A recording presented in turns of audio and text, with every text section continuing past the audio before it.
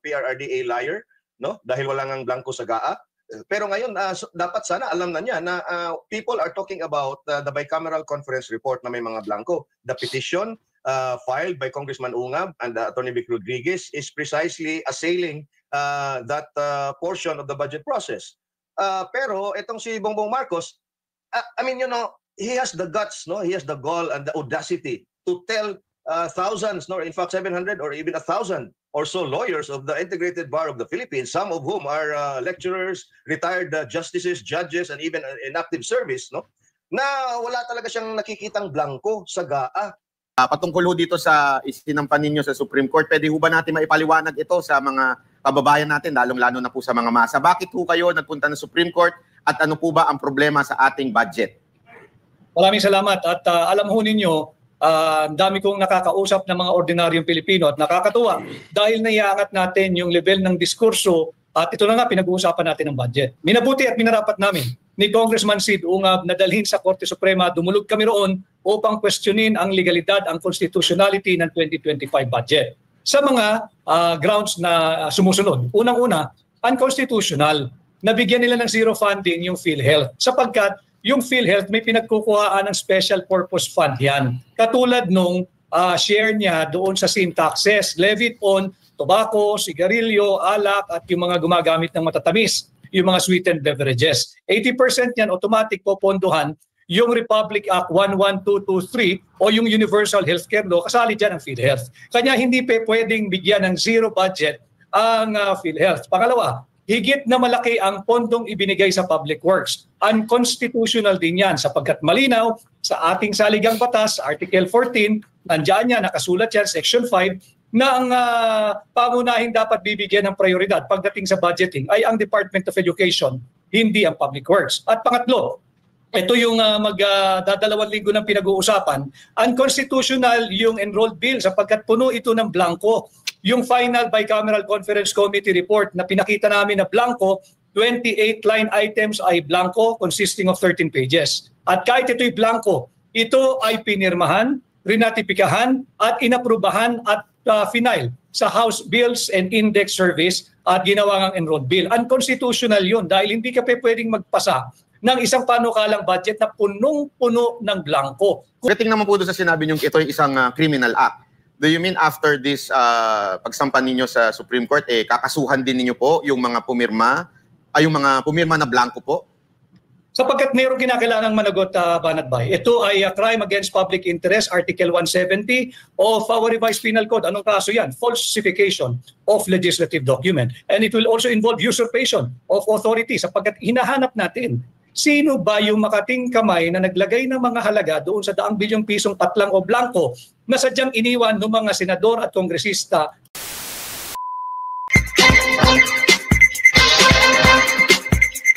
Yes. Magandang gabi sa ating mga kasama. Nandito naman si Kuya Goods nagbabalik. At syempre kung hindi ka pa nakasubscribe sa ating channel, pa-subscribe na lang po at hit mo na rin yung bell para lagi kang updated sa ating mga video. O eto, bakit ba itinatanggi? Ayaw magpa-hair follicle test. Bakit ayaw niyang pagbigyan ng ating mga kababayan? Yan ang tanong-tanong ng ating kababayan. Pati mismo, ha? Oo, yung si Tony Vic, ha? Hinamon niya kasi, bakit? Oo, pagbigyan mo na kasi, kuya.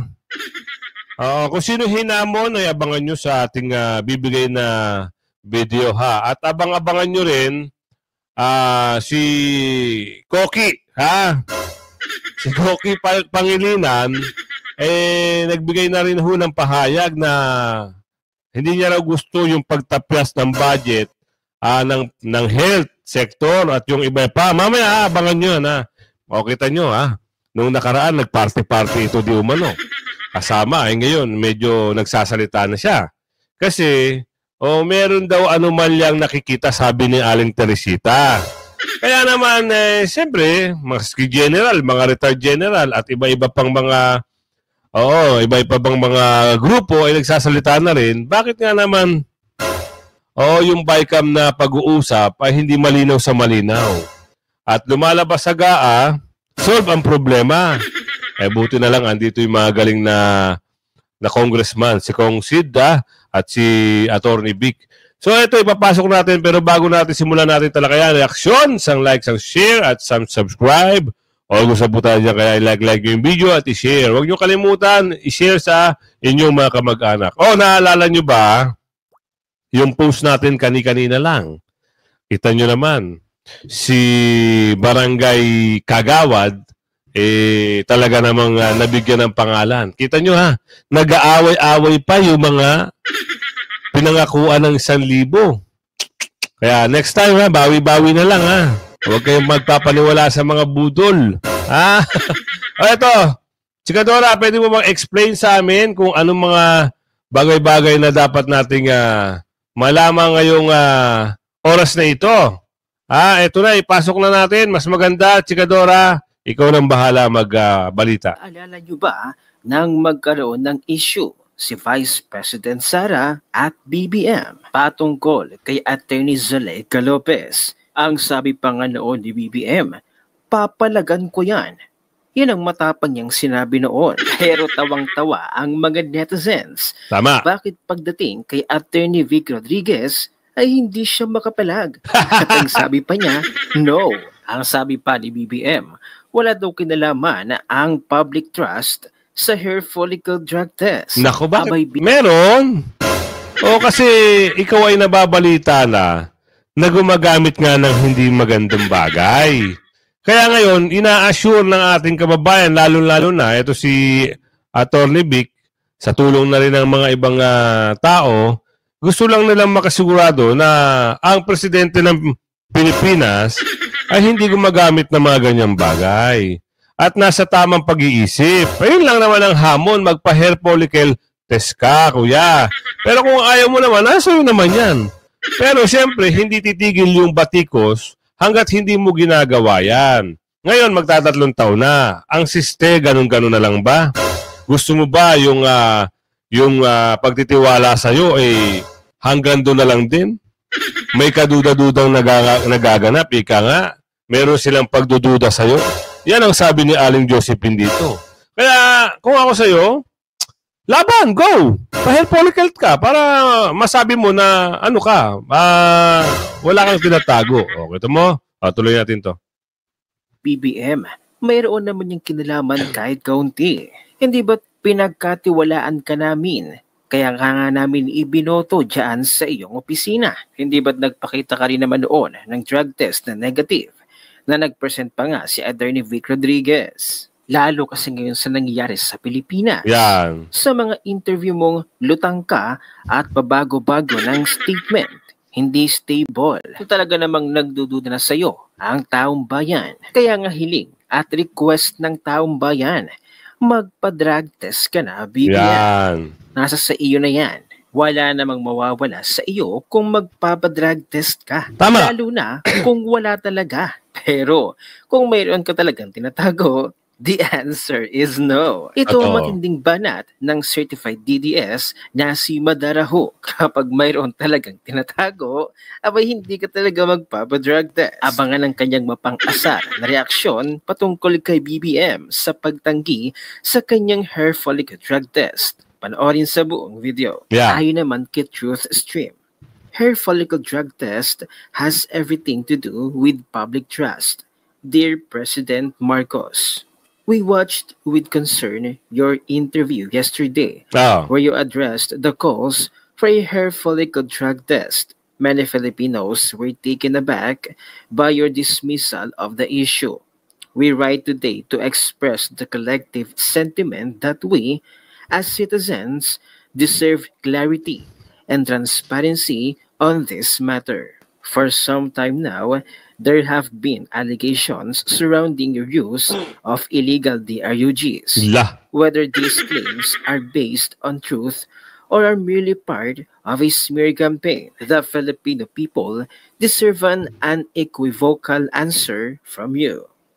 Taking a hair follicle drug test would be a powerful step toward putting these concerns to rest. It is disappointing to hear you suggest that public trust has nothing to do with hair follicle drug testing. Mr. President, Public trust is fundamental to your leadership. Tama. It is your responsibility to ensure that the nation has full confidence in your ability to serve, free from any doubt about your Yun. health or decision-making capacity. Totoo lahat ng nababanggit dito. Kasi kung ikaw ho ay walang tinatago, mabilis sa isang minuto. Oh yes! Tara! Let's go! Magpapa-hair follicle ako sa harap ng media. Ganun kasimple kagaya ng ginawa ni Pulong sa Davao. Diba? Ganun lang kasimple. Hinamon siya ng mga bumabati ko sa kanya. O nagpa-hair follicle siya. Ganun lang. Kung may tinatago ka naman talaga, nako kuya, mahirap yan. Kasi yung kagaya ng binanggit na natin, yung paniniwala sa'yo ng ating kababayan, lagi silang may doubt na tama ba yung mga decision making mo? Oo, meron ka ba sa tamang, alam mo yun, yung capacity na makapag-desisyon? Ang hirap nito, lahat ay nagtatanong. Lalong-lalo na yung ating kababayan na taga Mindanao, nagtatanong sila, okay pa ba? Ako mismo, hindi rin ako makasagot, mga kasama, kung okay pa ba. At lalong-lalo na, sabi ni Aling Josephine, baka hindi na kaya, pwede nang mag-resign. Ay, Aling Josephine, ikaw naman, Ito, pag-usapan muna natin. He doesn't really know how to be president. Yan ang sabi ni BP Sara. Yan ang title, ha. Mapapakita ko sa inyo. Kaya minsan, doon sa pahayag ni BP Sara, totoo, halos totoo yung mga nababanggit ni BP Sara. Ito basahin nyo yung title. He doesn't really know how to be. Tutut! President, tama si Inday Sara. Diba? Ano na ang magiging kapalaran ng bansa kung talagang meron talaga tayong nababanggit na isang leader na merong ganung pagkakaintindi nyo o talaga namang merong ganun. Alam niya kung ano yun. Ito. Unahin na natin dito si Kuya Mar. Kita niyo po ba na hindi na misinformed or hindi na pagsabihan or mali ang sulsol ng mga konsultant or kung sino man yung mga advisor niya sa kanyang naging mga pahayag recently dahil maliban po dyan sa issue ng drug test, nabanggit din niya doon sa speech, talumpati niya, na talagang nanindigan na walang blanco doon sa 2025 budget na kahit na sa kabilahan ng mga pag-amin na mismo na meron niyang blanco doon sa BICAM report. Well, I think he is now informed. Maybe he wasn't that informed when he called PRRD a liar, no? Dahil wala ngang blanco sa GAA. Pero ngayon, dapat sana alam na niya na people are talking about the bicameral conference report na may mga blanco. The petition filed by Congressman Ungab and Attorney Vic Rodriguez is precisely assailing that portion of the budget process. Pero itong si Bongbong Marcos, I mean, he has the guts, no? He has the gall and the audacity to tell thousands, no, in fact 700 or even 1,000 or so lawyers of the Integrated Bar of the Philippines, some of whom are lecturers, retired justices, judges, and even in active service, no, na wala talaga siyang nakikitang blanco sa GAA. And nagyabang pa nga siya that he read 4,057 pages of the 4 volumes of the General Appropriations Act. At ang Admar, ito kanina flawed yung logic niya about the hair follicle drug testing. After this one, ganon din, he also stated a logical fallacy, a very flawed logic. Why? Kasi ang sabi niya, wala talaga kaming nakitang blanco, although hahanapin daw nila, we will continue looking for it, but I'm sure, I'm not quoting him verbatim, pero parang sabi niya, I'm sure na walang blanco because they are not allowed to exist. Therefore, they do not exist, or they do not exist simply because they are not allowed to exist. That's a flawed logic. Kung sasabihin niya na walang blanco kasi hindi allowed na may blanco, no? Therefore, hindi nag-i-exist ang mga blanco. It's the same as saying na walang shabu dahil hindi allowed ang shabu. Pero we all know that shabu exists. So, talaga makikita nyo ang failure of this president, no, to apply the basic concepts of logic and the very basic premises of constructing a convincing argument, no, to a point na katawa-tawa na talaga siya na and he did it doon sa almost 1,000 lawyers. Nakakahiya. Opo, at maliban pa po dito ay nabanggit niya nung tinanong siya kasi kini-question yung budget nga no, yung BICAM report na blanco, nilagdaan ito yung pinagbasihan para sa bill hanggang sa naging batas at may question doon na sakaling katigan ito ng Korte Suprema anong mangyayari. Ang kanyang sagot ay shutdown. Ang gobyerno daw ay mag-shutdown. Malinaw din ito na hindi ba alam ng presidente kung ano po ang nasa saligang batas na sinasabi na magre-reenact kung ano yung previous na budget, yun yung magiging budget sa, halimbawa, kung ano yung budget for 2024, ito yung magiging budget for 2025.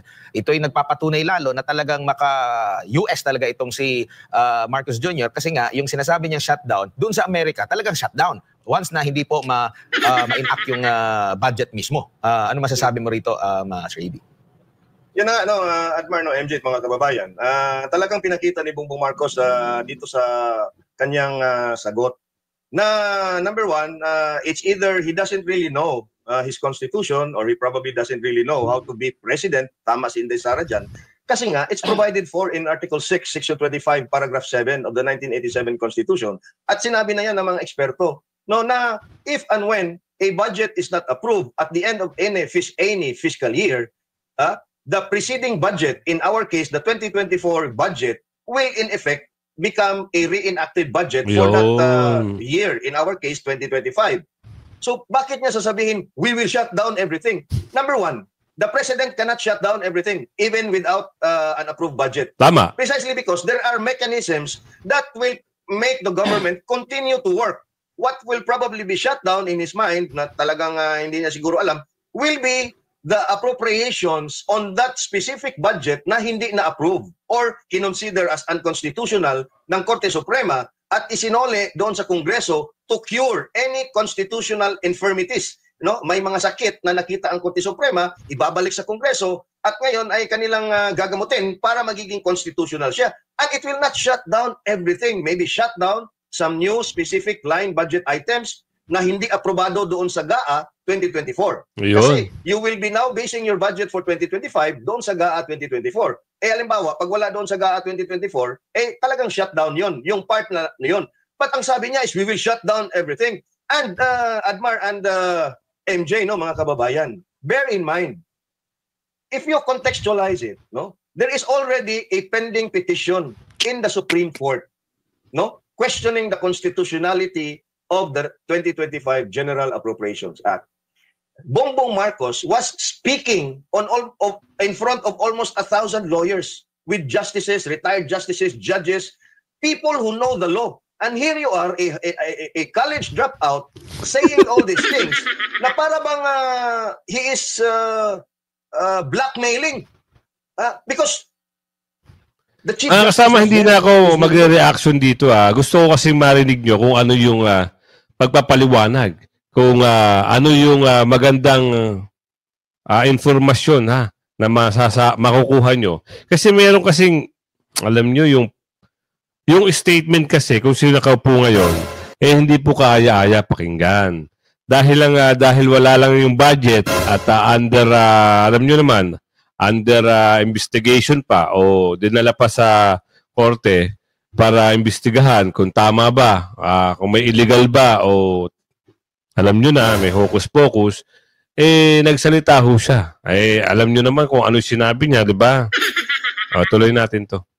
A Supreme Court Associate Justice Marvic Leonin was there in that gathering. Wala man lang siyang karespeto at delikadesa to say all those things na siya yung presidente. At may nandyan ang dalawang, and the Chief Justice was there at isang miyembro ng Korte Suprema was there. At parang hino-hostage na niya yung buong gobyerno na magsa-shutdown in case the Supreme Court rules in favor of the petitioners, in this case, Congressman Ungab, Atty. Vic Rodriguez et al. So talagang dito nyo talaga makikita na he is acting like a spoiled brat. Itong taong to na walang natapos sa kolehiyo at naging presidente lang dahil sa popularidad ng kanyang kapartner na si VP Sara, ay talagang nagyabang na, no, in front of all those legal luminaries, if I may say, Admiral MJ. Opo, at kung sakaling gagawin niya ito, kung makakuha ng pabor mula sa Korte Suprema, yung mga petitioner at gagawin niya ito na sabi kasi niya dito, we shut down everything. So sila yung mag-shut down nito, di pa bagong paglabag na naman ito sa konstitusyon. Sakaling kanila pong gagawin. Tama, no? Because because even if you are the president, no, there are mechanisms, no, that prevent you from shutting down everything. In fact, there are mechanisms na pagka walang presidente, halimbawa may gap, no, in between a succession of two presidents, no, automatic pa rin yan. Gumagana pa rin lahat yan, no? Kasi andyan yan eh. The process is already instituted. No, the process is there, no? Hindi tama na we will shut down everything. We will shut down everything. It's as if he owns the entire country and he owns the entire bureaucracy. And Yan. Totoo. Lahat to ng sinabi dito ni Sir, mamaniniwala ka eh. Alam mo yung tama sa mali.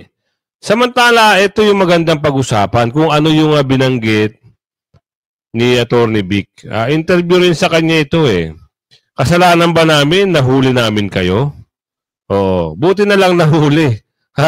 At nakalkal itong BICAM committee report. So ito ay korupsyon. Ayan. Korupsyon, Nagmadali na si korupsyon. Kasalanan ba naming nahuli namin kayo? Yan. Kung hindi namin kayo nahuli, di masaya kayo at nagdiriwang. Ngayon nahuli kayo kung ano-anong pagsisinungaling ang inyong ginagawa.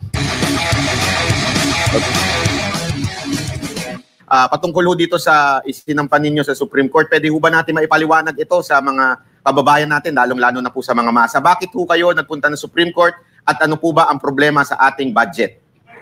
Maraming salamat at alam ho ninyo, dami kong nakakausap ng mga ordinaryong Pilipino at nakakatuwa dahil naiangat natin yung level ng diskurso at ito na nga pinag-uusapan natin ng budget. Minabuti at minarapat namin ni Congressman Sid Ungab na dalhin sa Korte Suprema, dumulog kami roon upang questionin ang legalidad, ang constitutionality ng 2025 budget. Sa mga grounds na sumusunod. Unang-una, unconstitutional.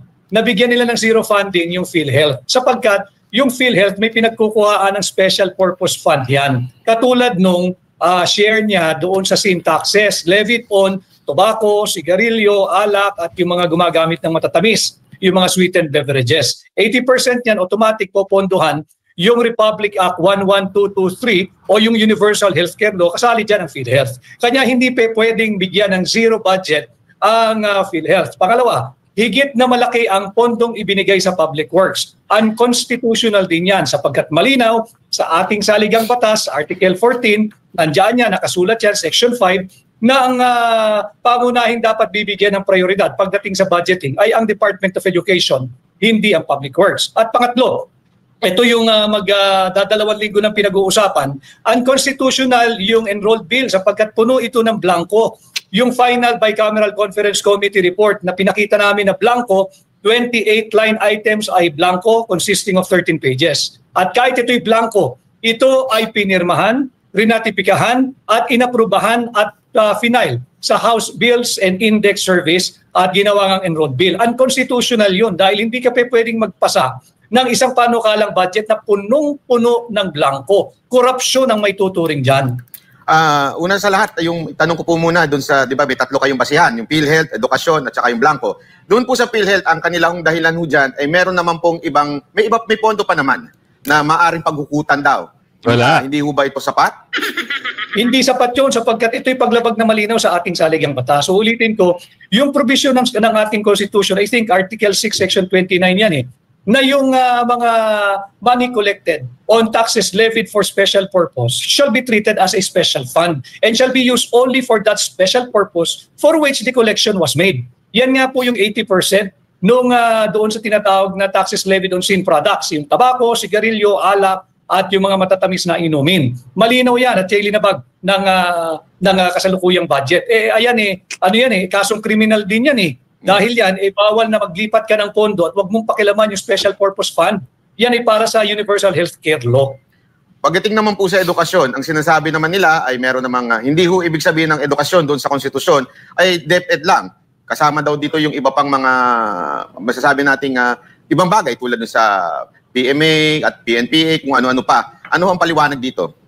sapagkat ibang klase yung sa PNPA, iba yung sa PMA. Yan ay sa ilalim ng budgeting ng DILG at ng DND, ng Department of National Defense. Hindi mo pwedeng ihalintulad ang struktura ng PMA at PNPA at yung mga iba pang katulad nitong education sector. Sapagkat ang mga profesor sa PNP ay sumasahod sa PNP. Mga pulis yun eh. Yung mga profesor sa PMA ay sumasahod sa DND. Mga military yun eh. Navy or Air Force o kung anumang branch of service ng PMA. At ito'y ginawa lamang para maging bloated yung budget ng Department of Education at mapagtakpan yung trilyong pisong inilagak nila sa DPWH or Public Works at upang ikubli nga na higit na mababa yung funding o yung budget na ibinigay nila sa Department of Education.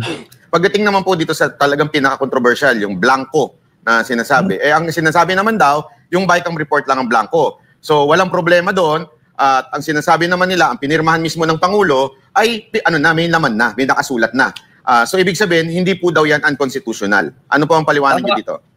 Nagpapasalamat kami, inamin nila na walang blanco, yung pinirmahan ng Pangulo, yung GAA. Sapagkat ito now gives rise to the bigger question. Sino yung makating kamay na nagpuno ng mga patlang o blanco doon sa Bicameral Conference Committee report?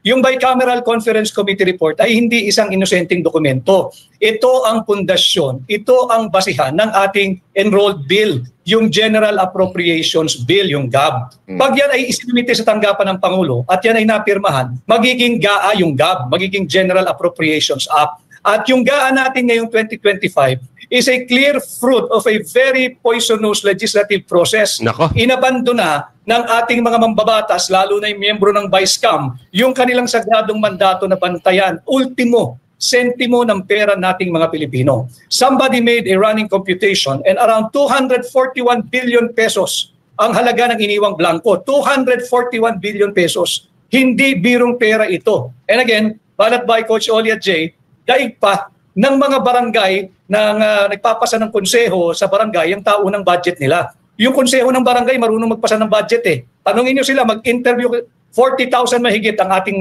konseho ng barangay. Mag-interview kayo, tanong ninyo kung tama yung budget process sa dinaanan ng ating 2025 budget. Ganon din. Yung ating magagaling na mga municipal councilors, city councilors at provincial board members, they know how to pass a proper budget. And they know, and they will attest to this, hindi ka pwedeng magpasa ng budget na merong blanco kahit isang sentimo. That is illegal, that is criminal, that is unconstitutional. Pagdating naman po doon sa sinabi niyo, ito ay isang criminal act. Do you mean after this pagsampan ninyo sa Supreme Court, kakasuhan din ninyo po yung mga pumirma, yung mga pumirma na blanco po? Sapagkat mayroong kinakailangang managot, Banatbay. Ito ay crime against public interest, Article 170 of our revised penal code. Anong kaso yan? Falsification of legislative document. And it will also involve usurpation of authority sapagkat hinahanap natin sino ba yung makating kamay na naglagay ng mga halaga doon sa daang bilyong pisong patlang o blanco na sadyang iniwan ng mga senador at kongresista na pumirma, nagratipika, nag-aproba.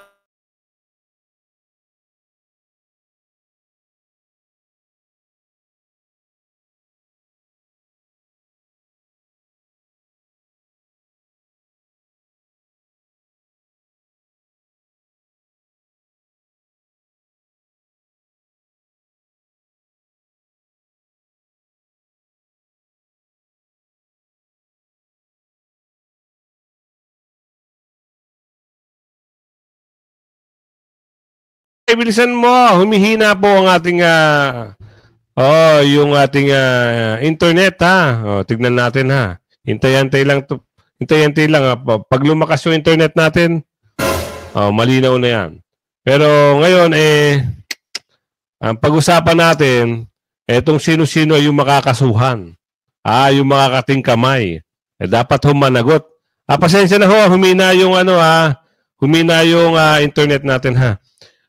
Ang sinabi ni Atty. Vic dito, yung mga dapat makasuhan na makakating kamay. Dahil sila ho ay nagsipirma, samantalang sa GAA ay walang blanco, pinirmahan kung sino nakaupo ngayon. Ngayon, nangyari, isang ebidensya na ho yun kung sino yung mga makakating kamay dito. At tuloy natin, Atty.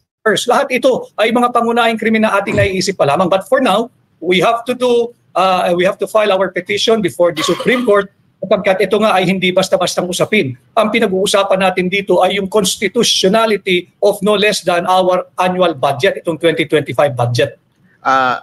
Hingan ko lang po kayo ng reaksyon patungkol po doon sa sinabi ng ating Pangulo na sinabi niya na yung ginawa ninyo, baka ang ending yan, mag-shutdown daw ang gobyerno at tumigil ang lahat. Ano po ang inyong masasabi dito? Yan ay malaking kabulaanan. Hindi magsha-shutdown ng gobyerno. May mekanismo dyan, yung tinatawag nating reenacted budget. At yung sinasabing so that we can continue destabilizing the government, that is wrong. That is totally misplaced and out of place yung kanyang sinabi. Sapagkat ang issue dito ay corruption.